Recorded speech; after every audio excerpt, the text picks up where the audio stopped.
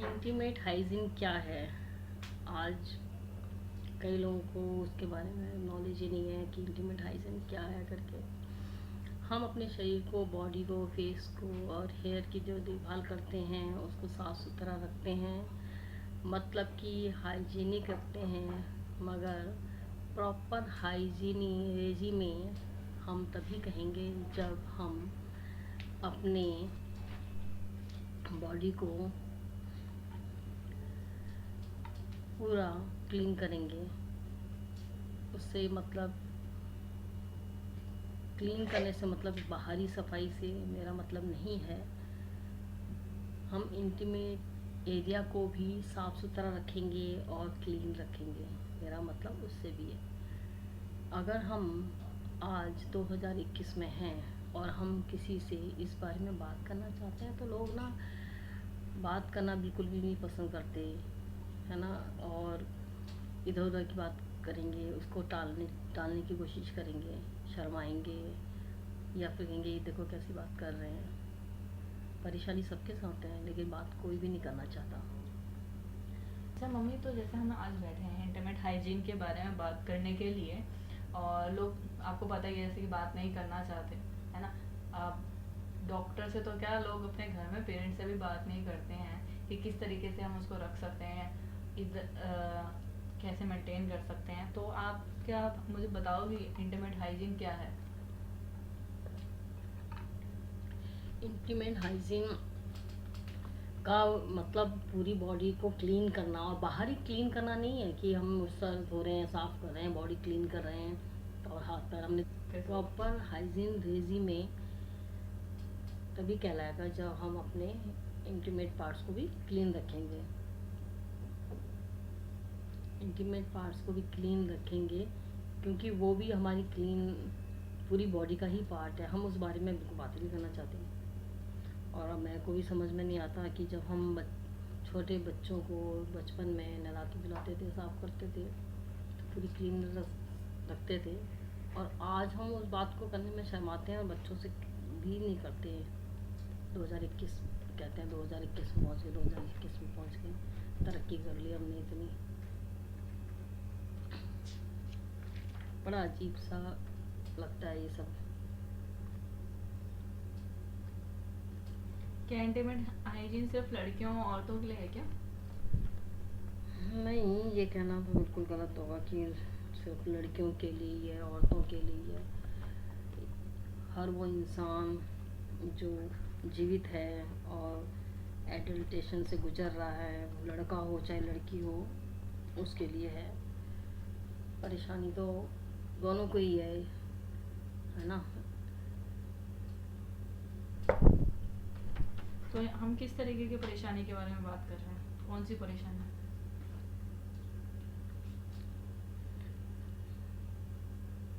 जैसे हम intimate hygiene कोई परेशानी नहीं है अगर हम उसको ध्यान नहीं रखते। जैसे हम कॉटन क्लॉथ्स नहीं पहनते, और हमें ज़्यादा जैसे लड़कियों को खासकर या लेडीज़ को पीरियड्स के टाइम पर वो टाइट कपड़े पहने या कॉटन के कपड़े नहीं पहनती हैं, है ना। और पैड्स हैं, जो पैड्स हैं उसको 3 घंटे और 4 घंटे के अंदर बदल देना चाहिए। खुद सबको पता है कि हमारे ब्लड का पीएच लेवल 7 है, जो उसको एलर्जी, अगर ज़्यादा देर तक रखेंगे तो एलर्जी होगी और ईचिंग होगी तो तब परेशानी शुरू होगी। तो हमें कोशिश करनी चाहिए कि कॉटन क्लॉथ्स पहने और टाइट कपड़े ना पहने। जब पसीने आए तो हमें पसीने तो फटाफट कपड़े बदल लें। बस ये है। टीचिंग हो, इरिटेशन हो, जैसे आपने कहा, तो ठीक है। मगर जो हम बात कर रहे हैं इंटरनेट हाइजीन, उसको मेंटेन कैसे करेंगे? साबुन और पानी से तो वॉश करते ही हैं सब लोग। साबुन और पानी से मेंटेन करते हैं तो जैसे पानी है, पानी से लोग कहते हैं कि पानी से तो हम हमेशा ही वो जाते हैं वॉशरूम और हमेशा वॉश करते हैं, अच्छी बात है वो।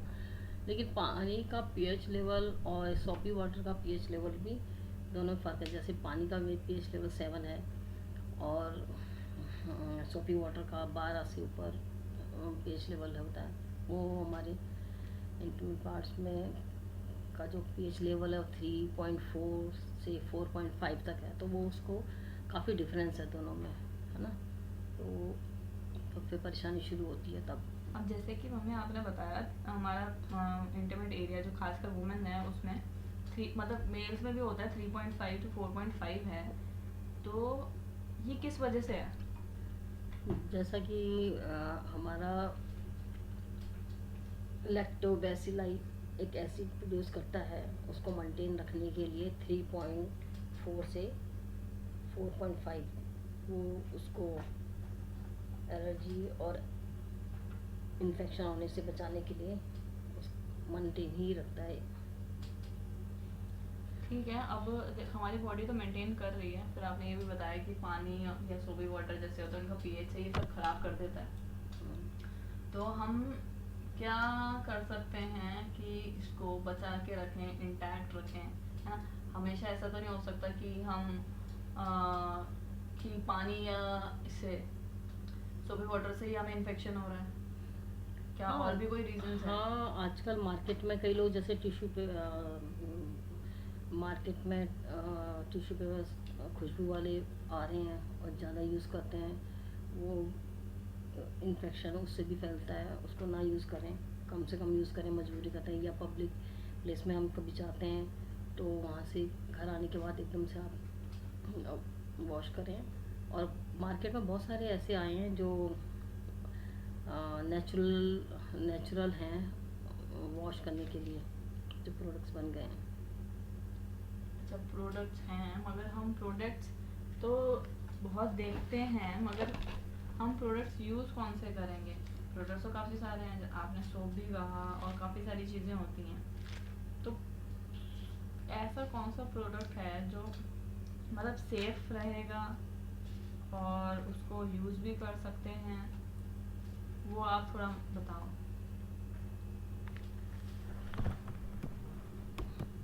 जैसे कि हम जानते हैं कि बहुत सारे प्रोडक्ट्स में जो क्लीनिंग के लिए यूज होते हैं उसमें सरफेसेंट होता है ना। सरफेसेंट बहुत सारे तरीके के होते हैं, हाँ, कई बहुत एसिडिक भी होते हैं, कई माइल्ड बिल्कुल सही। होते हैं, तो हम बिल्कुल कौन सा वाला यूज करें? बिल्कुल सही कह रहे हो आप।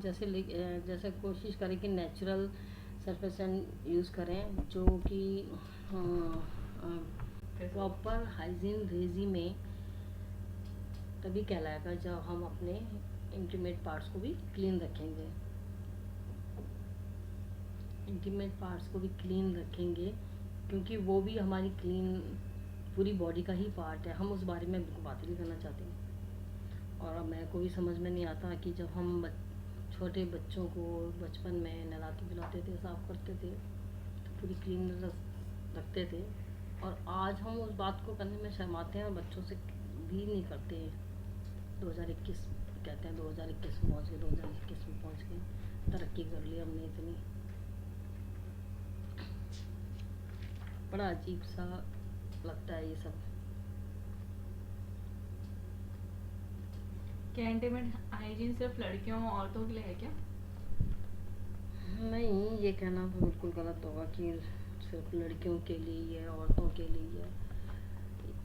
हर वो इंसान जो जीवित है और एडल्टेशन से गुजर रहा है, लड़का हो चाहे लड़की हो, उसके लिए है। परेशानी तो दोनों को ही है ना। तो हम किस तरीके की परेशानी के बारे में बात कर रहे हैं, कौन सी परेशानी?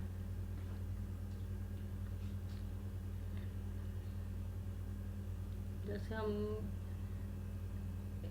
इंटीमेट हाइजीन कोई परेशानी नहीं है अगर हम उसको ध्यान नहीं रखते। जैसे हम कॉटन क्लॉथ्स नहीं पहनते, और हमें ज़्यादा जैसे लड़कियों को खासकर या लेडीज़ को पीरियड्स के टाइम पर वो टाइट कपड़े पहने या कॉटन के कपड़े नहीं पहनती हैं, है ना।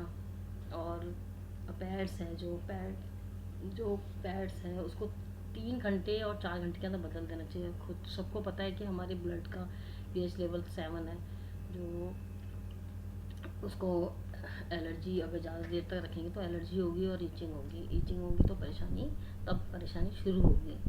तो हमें कोशिश करनी चाहिए कि कॉटन क्रॉस पहने और टाइट कपड़े ना पहने। जब पसीने आए तो हमें पसीने तो फटाफट कपड़े बदल लें।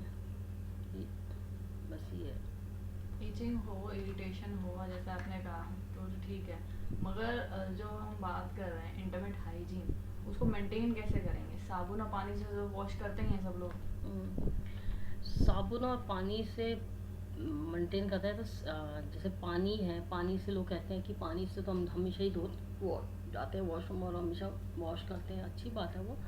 लेकिन पानी का पीएच लेवल और सोपी वाटर का पीएच लेवल भी दोनों फ़र्क है। जैसे पानी का पीएच लेवल 7 है और सोपी वाटर का 12 से ऊपर पीएच लेवल होता है। वो हमारे इंटीमेट पार्ट्स में का जो पीएच लेवल है वो 3.4 से 4.5 तक है, तो वो उसको काफ़ी डिफरेंस है दोनों में, है ना। तो फिर परेशानी शुरू होती है तब। तो ये जो डिफरेंस है उससे होगा क्या? अब पीएच लेवल 3.5 और 4.5 है क्यों? ऐसा क्या क्यों है? में लैक्टोबैसिलाई बैक्टीरिया और लैक्टो एसिड जो है प्रोड्यूस करता है, जिसकी वजह से हमारा पीएच लेवल 3.5 से 4.5 तक होता है। बॉयज़ का जैसे 4 होता है और लेडीज़ का 3.5 से 4 तक होता है। अब यहाँ देख के वही चीज़ बोलो, मेरे को देखिए। जैसा कि हमारा लैक्टोबैसिलाई एक एसिड प्रोड्यूस करता है, उसको मेंटेन रखने के लिए 3.4 से 4.5 वो उसको एलर्जी और इन्फेक्शन होने से बचाने के लिए मेंटेन ही रखता है। ठीक है, अब हमारी बॉडी तो मेंटेन कर रही है, फिर आपने ये भी बताया कि पानी या सोबी वाटर जैसे होता है उनका पीएच है, ये सब खराब कर देता है। तो हम क्या कर सकते हैं कि इसको बचा के रखें, इंटैक्ट रखें, है ना? हमेशा ऐसा तो नहीं हो सकता कि हम कि पानी या इससे सोबी वाटर से ही हमें इन्फेक्शन हो रहा है। क्या हाँ, और भी कोई रीजंस है? हाँ, आजकल मार्केट में कई लोग जैसे मार्केट में टिश्यू पेपर खुशबू वाले आ रहे हैं और ज़्यादा यूज़ करते हैं, वो इन्फेक्शन उससे भी फैलता है। उसको ना यूज़ करें, कम से कम यूज़ करें, मजबूरी करते हैं या पब्लिक प्लेस में हम कभी जाते हैं तो वहाँ से घर आने के बाद एकदम से आप वॉश करें। और मार्केट में बहुत सारे ऐसे आए हैं जो नेचुरल हैं वॉश करने के लिए, जो प्रोडक्ट्स बन गए हैं। अच्छा, प्रोडक्ट्स हैं, मगर हम प्रोडक्ट्स तो बहुत देखते हैं, मगर हम प्रोडक्ट्स यूज़ कौन से करेंगे? प्रोडक्ट्स तो काफ़ी सारे हैं, आपने सोप भी कहा और काफ़ी सारी चीज़ें होती हैं। तो ऐसा कौन सा प्रोडक्ट है जो मतलब सेफ रहेगा और उसको यूज़ भी कर सकते हैं, वो आप थोड़ा बताओ।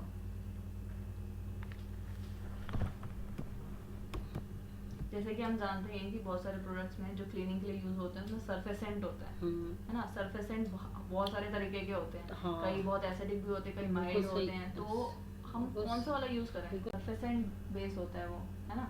सारे सरफेसेंट बेस होते हैं, सोप्स में भी सरफेसेंट होता है, शैम्पू में भी सरफेसेंट, मतलब ज़्यादा से ज़्यादा जो प्रोडक्ट्स यूज़ होते हैं सरफेसेंट बेस ही होते हैं। मगर जैसे कि आपने कहा कि इंटरमीडिएट एरियाज का पीएच लेवल 3.5 होता है, हम स्किन पे तो यूज़ कर लेते हैं, स्किन का पीएच लेवल 5 होता है, मगर इंटरमीडिएट एरियाज का कम होता है। तो क्या यूज़ करें, है ना?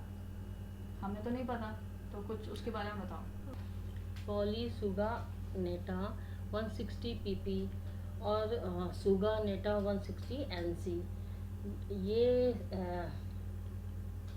जो है सरफेस यूज़ जो है बिल्कुल फ्री हैं, नेचुरल हैं और आपके स्किन पे बड़े नेचुरल तरीके से स्मूथली बिना इचिंग करे हुए इस्तेमाल कर सकते हैं आप इसको। और मार्केट में ही मिल ही रहे हैं आपको आज की डेट में। तो हम इसको यूज़ करें और इंटरमीडिएट हाइजीन का पालन करें, और कब कब यूज़ करें इसको?